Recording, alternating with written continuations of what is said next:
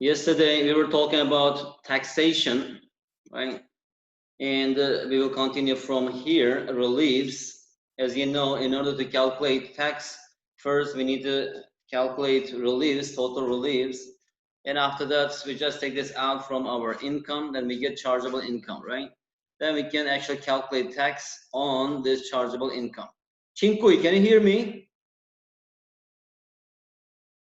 Yes, sir. Very good, but I cannot hear you well. I don't know why. Okay, I think, all right, good.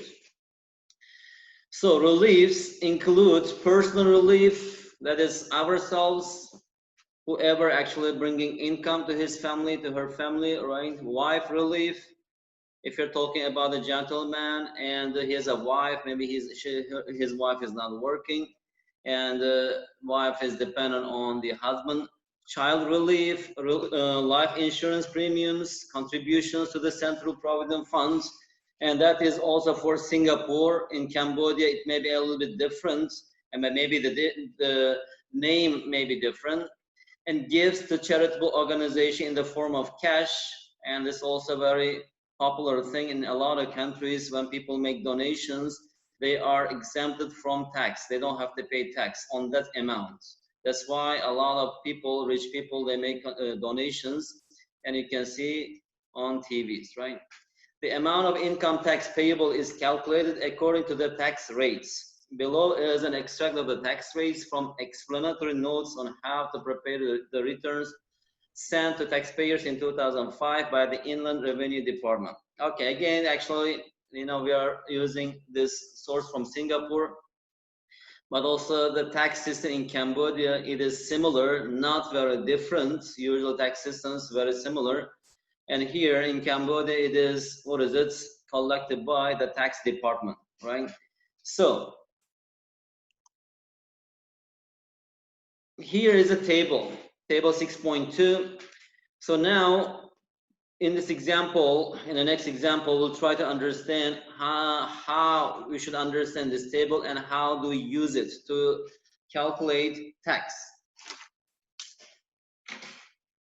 So on the first, on the next, on the first, on the next, how should we understand this? Once again, here, when you look at this amount together, here we have $20,000 and $10,000. Together, it is $30,000, right? And when you just evaluate your chargeable income, if chargeable income is 28,000, is it between 20,000 and the 30,000, right? Actually, it is between this. That means that this chargeable income falls on this category. If your chargeable income is, let's say, something between 30 and 40,000, it may be 35,000, it may be 38,000, it may be 39,000, even it may be 40,000. At the time, it falls on this category, right? Then we have to use these two rows to evaluate your tax. In a similar way, if it is between 40,000 and 80,000, it falls on this category. If it is between 80,000 and 160,000, it falls on this category. How about more than 160,000? Maybe you are not going to consider such problem. That's why it's not provided yet. Here. But actually, in every country, they consider every case. Okay, even if your income is millions of dollars, something, they have everything. But here we don't need this. If you just learn how to calculate this, then we can deal with any tax problem. I mean, related to this thing. Okay, so I'm going to use this table. Everybody, actually, I suggest you to keep this table on your table if you have this. If you don't have this, I don't know how you follow. In example 6, it says that calculate the tax payable for a chargeable income of 38,500 according to the tax rates given in table 6.2. So it already says here that this amount is chargeable income, right? Because already we have deducted or the total release from our total income. So the chargeable income is this. So we have to evaluate tax on this amount, right? So tax will be equal to this $38,000, $38,500, right? And it is between $30,000 and $40,000. So it falls on the first category, right? It falls on the first category. In the first category, let me just keep my table here. On the first category, it says that on the first, What is on the first hand? Sorry, it's the second category. This on the first 30,000, right? Here we have $30,000, and here in the next, how much left? 8,500. On the first, what is the tax? On the second, what is the tax? On the first 30,000, the tax is fixed. It is $400. And on the next, it says that 6%. So that is 6% of 8,500. So here, the tax payable would be here. It is $400 plus 6%. That is 0.06 times $8,500, which is equal to 400 plus 0.06 times 8,500, $910. $910. Okay, that is the tax that we have to pay on this chargeable income to the government. All right, this is the tax we have to pay. Okay. All right, this line is disturbing us. Let me just delete it and rewrite this 0. Okay. Another example, it says that in 2005, 15 years ago, doesn't matter, the year is not important here, Richard earned a gross annual income. So that includes all the release together, right? Gross annual income of $85,000. And we are talking about a Singaporean guy. Calculate his income tax if he was entitled to the following reliefs. What are the reliefs? Personal, $3,000. Wife, $2,000. 3 children, $2,000 each. Life insurance premiums and CPF contributions, $17,500. And gives to charitable organizations, $840. Okay, so we need to evaluate tax. A guy has this gross annual income of $85,000, and also actually he has this type of expenses, right? These are actually, we call them reliefs: personal, wife, children, life insurance premiums, and CPF contributions, and gives to charitable organizations. So to evaluate this, we know that tax is equal to that gross annual income, right? The total income minus total reliefs.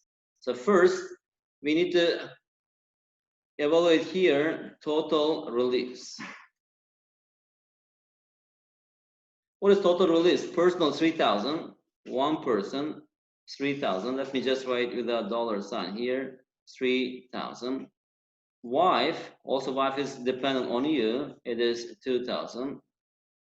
3 children, each $2,000. So it is 3 times $2,000 plus insurance premiums and CPF contributions, 17,500, and gives to charitable organizations, 840. All right, that is our total relief. That's equal to 3,000 plus 5,000, 2,000 is 5,000, 6,000 is 11,000. So it is 11,000 plus 17,500 plus 840. That's equal to $29,340. The first step. So the second step, chargeable income. Right? Chargeable income. What is chargeable income? So actually that's equal to total income, right? Minus total reliefs, right? That is total income minus total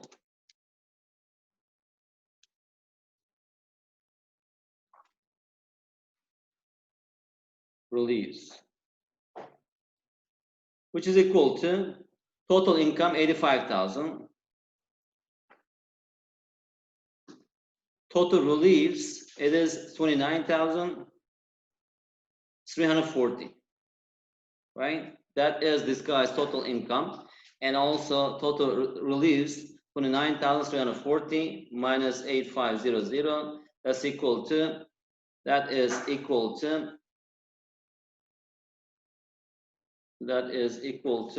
85,000 minus 29,340. That's equal to $55,660. Okay. So now if you look at our table, let me go back, 55,000 something, right? Actually, that falls on this category because that amount is between 40,000 and 80,000. So I'm going to use this rows to calculate our tax. So on the first 40,000, it is $1,000. On the next, it is 9% of the remaining. So here, number 3, right? So this 55,660, 55,660. On the first, here we have 40,000. On the next, how much left? Here we have 15,660.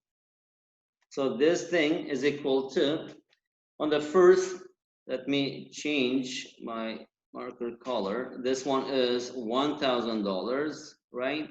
And how about here? On the next, it says 9%. So that is 9% of 15,660, which is equal to 0.09 times 15,660. That's equal to that is equal to 1409.4. Okay, so we have to pay, the total tax is this plus this, right?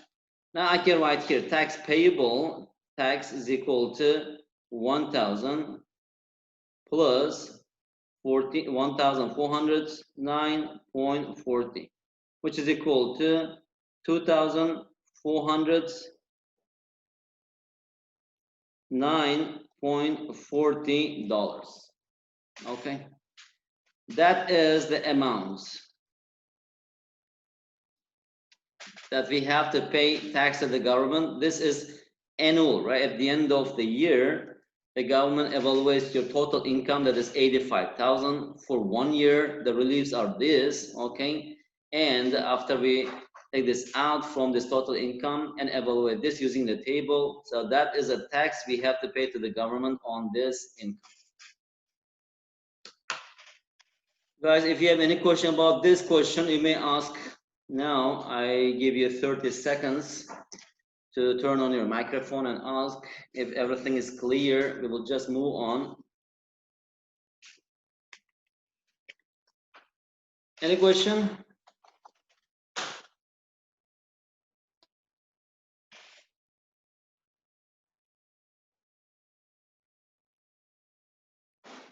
All right. No question. Let's continue. That's all about tax. Here, I just wrote here, for example, let's say using this table, for example, can you just write a single, I would say, code or formula in Excel so that when we just input someone's total income or any income, right, chargeable income, it evaluates the tax. At the time, we need to just write this thing. Okay, maybe if you know Excel, later I can show you in Excel. It says that if the number that you have already input here is less than or equal to $20,000, then tax is 0. If the income you enter, chargeable income, is between 20,000 and 30,000, then tax equals 4% of X minus $20,000. If it is between 30,000 and 40,000, then tax equals 400 plus 6% of this about $30,000, right? That's why it's here X minus $30,000. Also, if it is between 40,000 and 80,000, that's equal to this. And if it is between 80,000 and 160,000, that's equal to 4,600 plus 15% of the remaining amount. All right, I feel so hot here. Let me turn on my fan.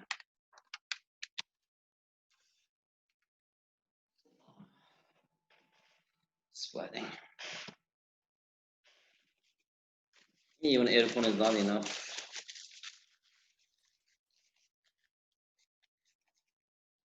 Okay.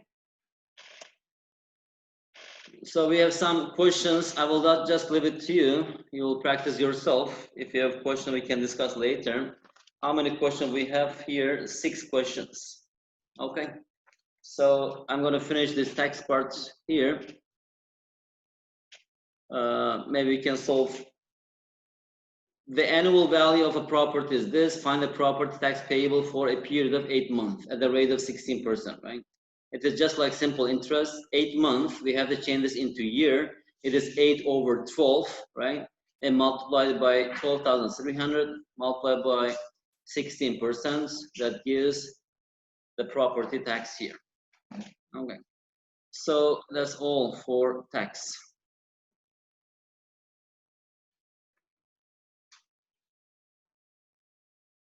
All right.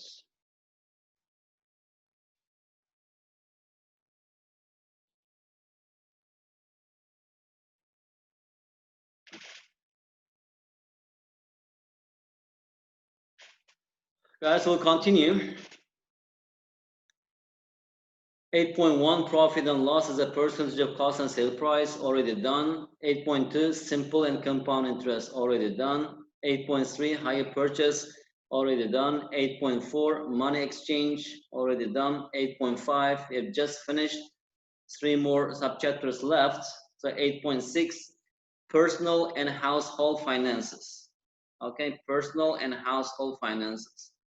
So we'll talk about this thing.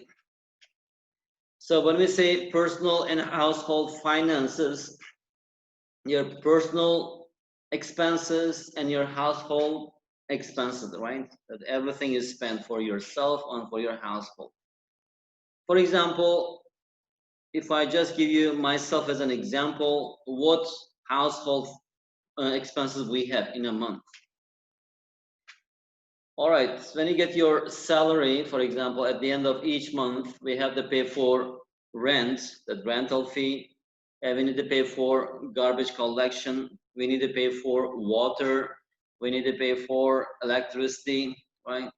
And I need to pay for my kids' education, I need to buy clothes for myself and for my kids and for my wife.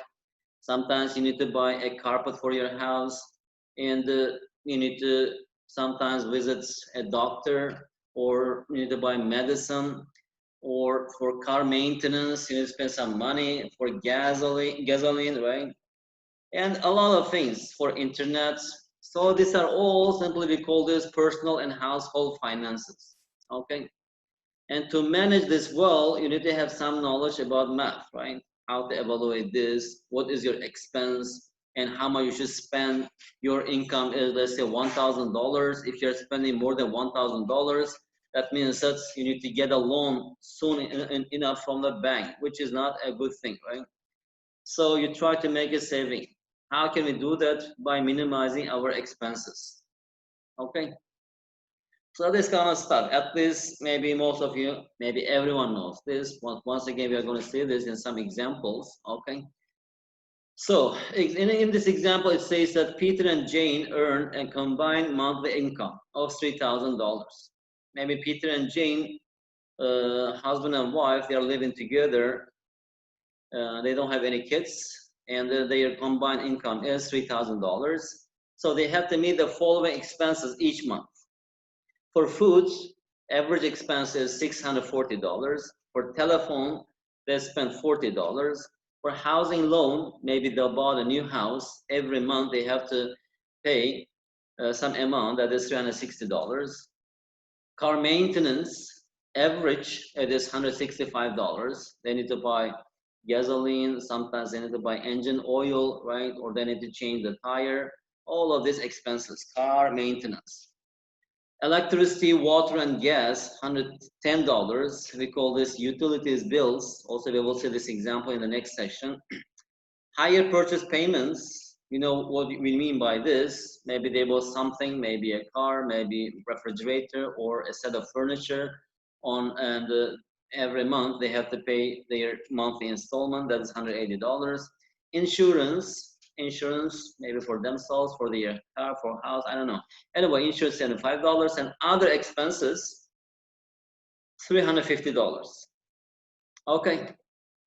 All right, after we list this, now the first question is, what is the question?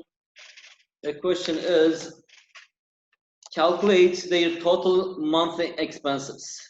Oh, the question is not here. So how do we evaluate this? The total, it says that's A. All right, here we have A. The first question is, calculate their total monthly expenses. Total monthly expenses. All right. How to evaluate this? We should just add up all the things, right? But nowadays, we do not do this manually. If we just open Excel or any spreadsheet, right, enter this data and just write equal and sum, you can just get the total in a second, right? But here, just we are learning how computer does this. So let me just write here $sign here.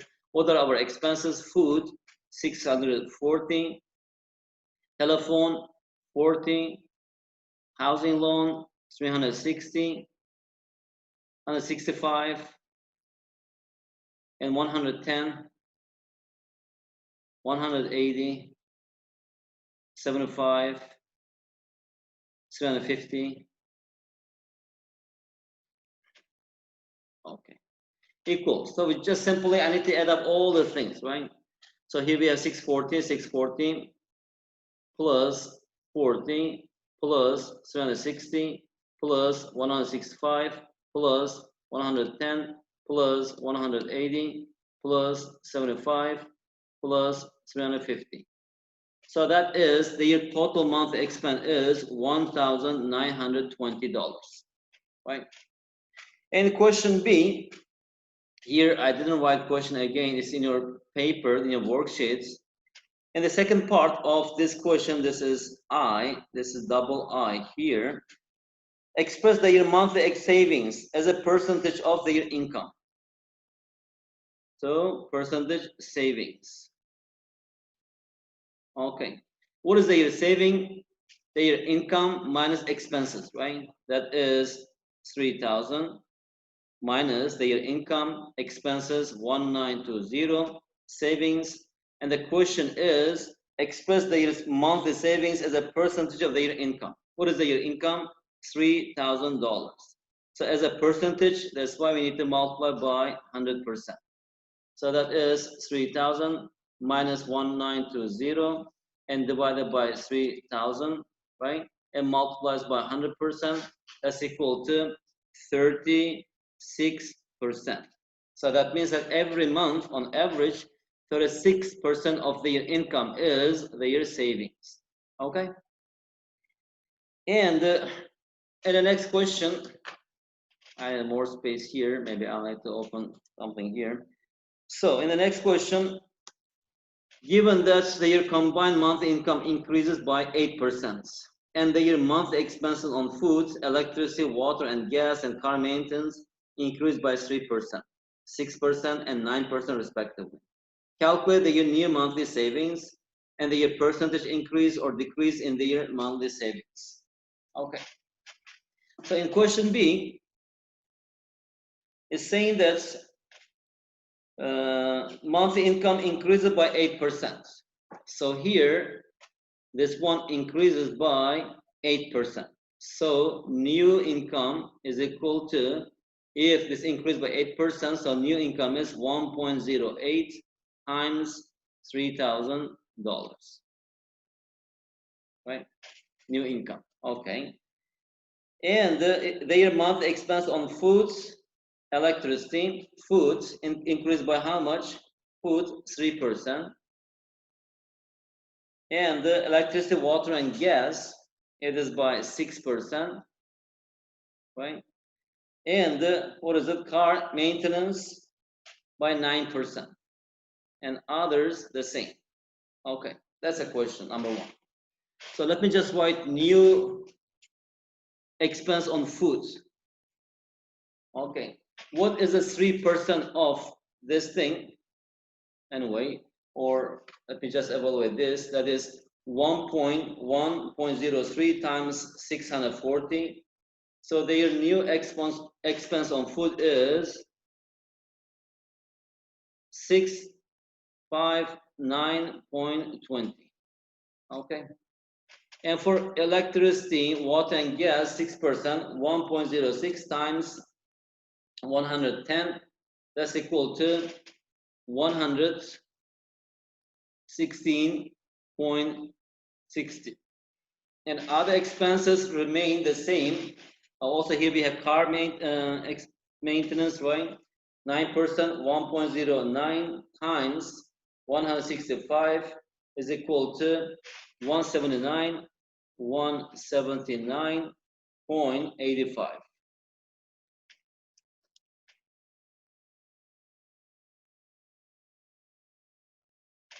$179.85. Okay, and other expenses remain the same. So also I can evaluate this new income, 1.08 times $3,000. That's equal to new income is 3240. I'm sorry that it's messy here because we didn't have enough space. Maybe I can re-record this and share with you later. All right, that is new income. Right, this is new income. And these are the new expenses, right? So in question B, it says that their new monthly savings. So new 10 minutes left. Monthly savings, right? That's equal to what? Savings is new income. That is 3240 minus all these expenses, right?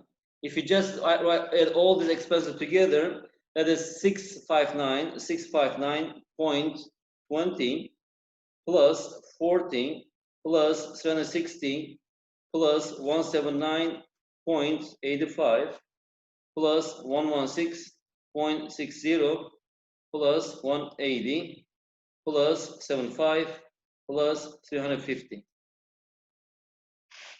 That's equal to 1960.65, which is equal to minus 3240. So new saving is 1279.35. So they saved this much amount now. Okay. In the first case, right, their total monthly expenses, this and the saving 36% anyway. But here it says that their new monthly savings, this is their new monthly savings. Right. Question B, their percentage increase or decrease in their monthly savings. How do you evaluate this? So this is new savings, right? And as a percentage savings, new one savings. New one is 1279.35, right? And the new income is this 3240, and we should multiply this by 100%. And when you evaluate this, 1279.35 is divided by 3240. That's equal to, it's about 39 point, correct the two decimal places, 49%, right? And the previous one, they were saving 36%. After this change to their income and expenses, now their saving is 39.49%. So that means that after this change, now their savings is increased by how much? 3.49%. So their savings increased by 3.49%. Okay. All right, gentlemen, we have only around 5 minutes left. If you have any question about this, please, in the next examples, we'll see some different questions. They are also related to personal and household finance. Manipur, are you there? Yes, sir. Is it clear? Did you understand? Or you have already done these Yes. questions?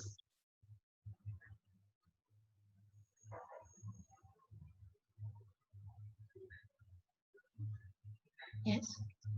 Did you solve this question before?